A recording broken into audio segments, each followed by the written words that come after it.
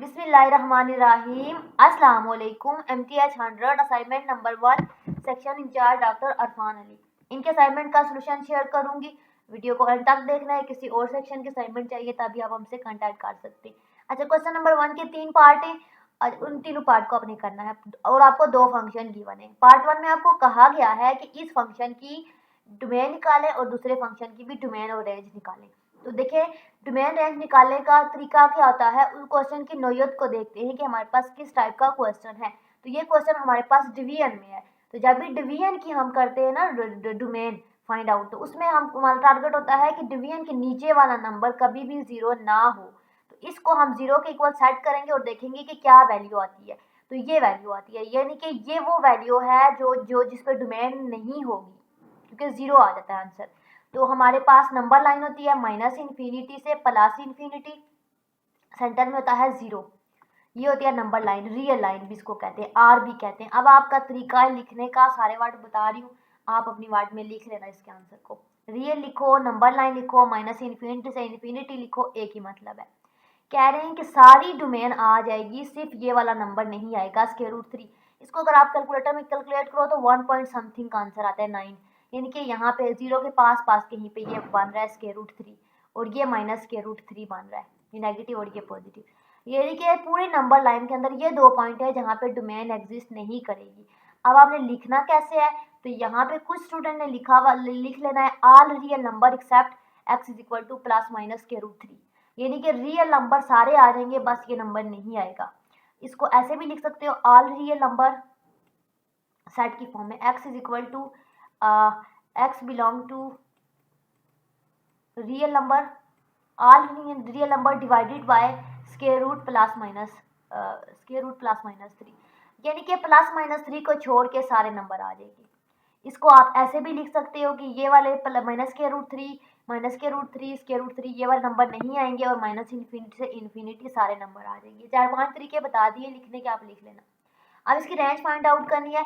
तो अब देखिए ना, इसकी रेंज फाइंड आउट करना कितना कॉम्प्लिकेटेड होगा। क्यूब है, फिर एक्स है, फिर स्क्वायर है। तो इसको हमने क्या किया, इसकी रेंज को फाइंड आउट करना बहुत मुश्किल था। तो हमने क्या किया कि ये पहले इसकी डोमेन निकाल ली, इसकी रेंज निकाली अलग, इसकी अलग निकाली और दोनों की रेंज को हमने डिवाइड किया। मैंने देखा कि इसकी हमारे पास क्या थी, माइनस इन्फिनिटी से इन्फिनिटी। तो मैंने भी आपको बताया है कि माइनस इन्फिनिटी से इन्फिनिटी सारी रियल लाइन आती है, ऑल रियल नंबर आ जाते हैं। ठीक है, ये इसकी डोमेन है। तो यहाँ पे नीचे क्या है, -3 से इन्फिनिटी। तो मैंने सोचा क्यों ना इसको तोड़ा जाए। तोड़ने का क्या फायदा है बताती हूँ। ये देखिए -3 से इन्फिनिटी है ना, तो यहाँ पे सेंटर में 0 है तो -3 यहाँ पे कहीं पे होगा। यानी कि -3 से लेकर इन्फिनिटी तक ये वाला नंबर एक टुकड़ा, ठीक है। और यहाँ से लेकर ये क्या है, माइनस इन्फिनिटी से लेकर -3 तक एक टुकड़ा, ठीक है। ये एक टुकड़ा कर लिया इसका, इसके 2 टुकड़े कर लिए पूरी नंबर लाइन के। ये मैंने क्यों किया, ताकि ये आपस में कैंसिल हो जाए और ये वाला पोर्शन आ जाए, ठीक है। ये इसकी रेंज है। अगर हम इसकी डायरेक्ट निकालते, ये अलग अलग निकाल के सॉल्व आउट ना करते तो नहीं निकल सकती थी, बहुत ज़्यादा कॉम्प्लेक्स हो जाता क्वेश्चन। क्वेश्चन नंबर 2 में डोमेन निकालनी है। अब इसकी नोयत देखनी है कि इसमें डोमेन कैसे निकलेगी। तो ये देखिए स्क्वायर रूट है, तो जब भी स्क्वायर रूट होगा तो स्क्वायर रूट के अंदर कभी भी नेगेटिव या 0 नंबर नहीं होना चाहिए, ठीक है। तो हम यहाँ पे क्या करेंगे, 9 माइनस एक्स स्क्वायर है ना, इसको हम करेंगे 9 जो होगा वो क्या होगा, इक्वल टू 0। तो 9 is equal to x square आ जाएगा।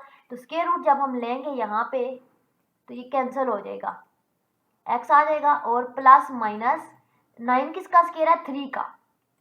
तो 3 का स्क्वायर जब स्क्वायर रूट से कैंसिल होगा तो +-3 आंसर आ जाएगा, ठीक है। ये इसकी आ जाएगी डोमेन।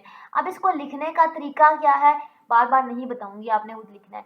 या आप इसको इस तरह इंटरवल में लिख सकते हो, -3 से 3, इसको सेट में ऐसे लिख सकते हो और आप लिखोगे द नंबर बिटवीन -3 एंड 3, जैसे भी आपने लिखना है लिख लेना। अब इसकी रेंज निकालनी है। तो ये इसकी डोमेन थी -3 से लेकर 3 तक, यहाँ पे सेंटर में 0 है। तो इसकी रेंज हमने ये वाला पॉजिटिव वाला पोर्शन ले लिया, ठीक है। अब क्वेश्चन नंबर 2 में आपने बताना था फंक्शन ऑड है इवन है। तो इवन क्या होता है हमारे पास, जब एक फंक्शन के अंदर माइनस पुट करो x की जगह पे, तो उसका आंसर देखो, अगर तो आंसर वही नंबर क्वेश्चन की तरह सेम आ जाता है तो इवन है, अगर क्वेश्चन में वही आता है लेकिन साइन चेंज है तो हमारे पास ऑड आता है, अगर और वर्ड आते हैं ज़्यादा चेंजिंग है उसमें तो हम कहेंगे neither, not odd not even, यानी कि ना तो इवन है नो ऑड है, इसको अपने वर्डिंग में लिख लेना। ये फंक्शन है।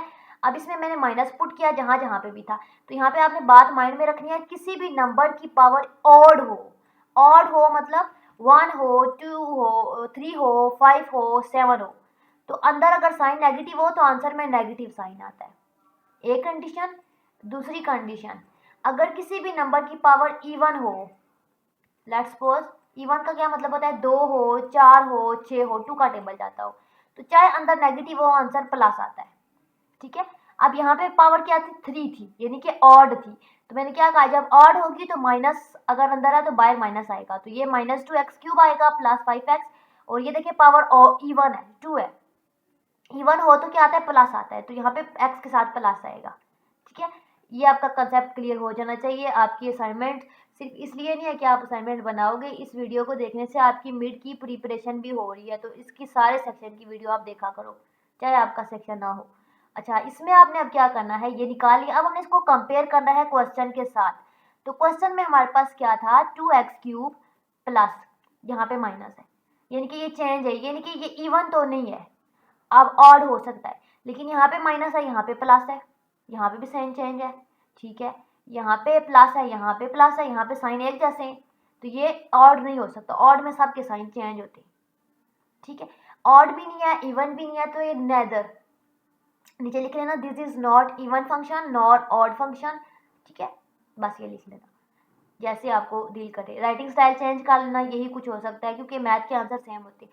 अब दूसरा फंक्शन है, इसमें भी माइनस पुट किया, आपने देखा आंसर सॉल्व आउट करके नेगेटिव में आया, ठीक है। ये देखिए जी एक्स की वैल्यू थी 9 - x², और ये 9 - x² जब जी माइनस निकाला तब भी वही फंक्शन है। अब देखिए यहाँ पे क्वेश्चन और ये सेम है, दोनों वैल्यू पॉजिटिव, ये वाली भी और ये वाली भी, तो इसलिए हमने कहा कि ये इवन है अकॉर्डिंग टू दिस कंडीशन। ऊपर मैंने कंडीशन भी लिख दी है ताकि स्टूडेंट को कंफ्यूजन ना हो। पार्ट 3 में जो मैं निकाली थी f(g)(x) की, तो देखें इसकी तरीकाकार क्या होता है। सबसे पहले आपने देखना है कि जो फंक्शन के अंदर वैल्यू है ये वाली, अब फंक्शन के अंदर एक फंक्शन है क्योंकि कंपोजिट की बात हो रही है, तो उसकी डोमेन हमारा वो डिफाइन होना चाहिए, डिफाइन है। अब उसकी जो आउटपुट होगी ना वो इस फंक्शन की डोमेन के अंदर से होगी, तो इस फंक्शन की डोमेन हमारे पास क्या थी, इस फंक्शन की डोमेन थी हमारे पास, डोमेन ये +-3 को छोड़ के सारे रियल नंबर, यानी कि जो भी डोमेन इस फंक्शन की आएगी ना वो नंबर लाइन से सारे नंबर आएंगे, बस +-3 जो है वो नहीं आएगा। यानी कि दूसरा फंक्शन कौन सा है, g(x), यानी कि g(x) की वो वैल्यू लेनी है, g(f) की सारी वैल्यू रियल नंबर में से आ जाएंगी, इस नंबर लाइन में से सारी आ जाएंगी, सिर्फ ये वाली नहीं आएगी, नॉट आएगी, नॉट इक्वल टू, ये नहीं आएगी। तो इसको जब हमने सॉल्व आउट किया g(x) की वैल्यू पुट करके, तो हमने देखा कि क्या इसकी वैल्यू आती है, तो इसको सॉल्व आउट किया तो देखा कि 6 ऐसा नंबर है, √6 x की वैल्यू, बेसिकली हमारा टारगेट x की वैल्यू पुट करना होता है। तो x की वैल्यू जब हमने √6 पुट की तो हमारे पास डोमेन एग्जिस्ट नहीं करेगी, तो हम क्या कहेंगे कि इसकी डोमेन क्या होगी, ±√6 को छोड़ के सारे नंबर। अब आप सोच रहे होंगे कि रियल नंबर था यहाँ पे f(x) में -∞ से इन्फिनिटी, तो यहाँ पे -∞ से इन्फिनिटी में √x क्यों नहीं लिखा, क्योंकि यहाँ पे क्या था हमारे पास ±√3, ठीक है, ऑल रियल नंबर, तो डोमेन रियल नंबर में से नहीं आएगी, डोमेन g(x) की वैल्यू में से आएगी। तो g(x) की वैल्यू हमारे पास क्या थी, -3 से 3, तो कह रहे हैं कि ये डोमेन g की वैल्यू है और ये f(x) की वैल्यू ऑल रियल नंबर है। तो हमने क्या करना है, g(x) ऐसी वैल्यू लिखनी है जो दोनों में कॉमन होंगी, -3 से 3 दोनों में कॉमन है, और उसमें से वो वैल्यू निकाल देनी है जो डोमेन की वैल्यू थी √3, जो कि √ हमारे पास सॉल्व आउट करके 6 आ गया √3 के इक्वल। तो -3 से 3 तक हमारे पास अब इसको कैसे लिखना है ये आप पे है, आपने खुद इसको लिख लेना है। ये एक फॉर्म मैंने लिख दिया, इसको सेट में लिखो, इंटरवल में, जैसे भी। अब find the domain of ji of X. अब हमने G of F of X की डिफाइन निकाली है डोमेन, तो एफ ऑफ एक्स डिफाइन होगा। अब जो एफ एक्स की आउटपुट होगी ना वो जी एक्स की वैल्यू से होगी, ठीक है। अब जी ऑफ एक्स की वैल्यू हमारे पास क्या थी,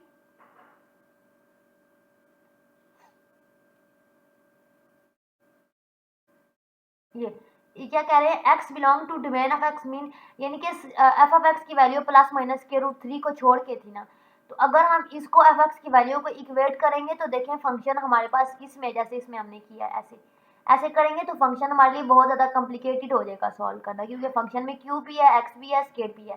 तो इसको हम फिर कैसे करेंगे, determining the exact range of देखिए लिखा हुआ है कि नॉट पॉसिबल है, पॉसिबल है बट बहुत ज़्यादा कॉम्प्लिकेटेड है, मुश्किल है सॉल्व आउट करना। But in general the domain of ji of x will depend on value of x, यानी कि -3 से 3 के दरमियान में ही होगा, एक्स की वैल्यू निकाल देंगे। तो इन जनरल मैंने लिख दिया कि जो -3 से 3 वैल्यू है ना, वो सारी वैल्यू होंगी, बस जहाँ पे स्क्वायर रूट प्लस -3 है वो नहीं आएगा, ठीक है। ये इसकी प्लस आउट करना है, ठीक है। इसमें हमने क्या करना है, बेसिकली हमने इसको बनाना होता है 1 0 0 1 0 0 1 0 1, ओ सॉरी 0 0 और यहाँ पे 1। अब इसका पैटर्न क्या होता है, इसके पैटर्न को मैं बनाती हूँ यहाँ पे। पहले आपने यहाँ से स्टार्ट करना है, यहाँ से फिर इसको, फिर 1 को, फिर 0, यही पैटर्न आपने फॉलो करने जाना होता है। ये इस पैटर्न के अकॉर्डिंग सॉल्व आउट करके आपने रो ऑपरेशन करना होता है। रो को प्लस कर सकते हो, मल्टीप्लाई कर सकते हो, डिवाइड कर सकते हो, माइनस कर सकते हो, इंटरचेंज कर सकते हो। और मेन टारगेट है आपको यहाँ पे 1 0 ये चीज़ बनाना। तो हमने देखें यही चीज़ बनाई है रो ऑपरेशन करके, और ये वैल्यू आंसर में लिखनी होती है। आपका आंसर में भी चेंज आ जाए, आपने आप पे है कि आपने कौन सा ऑपरेशन अप्लाई किया है। तो यहाँ पे जो मैंने ऑपरेशन अप्लाई किया वो मैं आपको दिखा देती हूँ। मैंने क्या किया, R1 डिवाइडेड बाई 2 कर दिया, इसको मैंने 2 से डिवाइड कर दिया।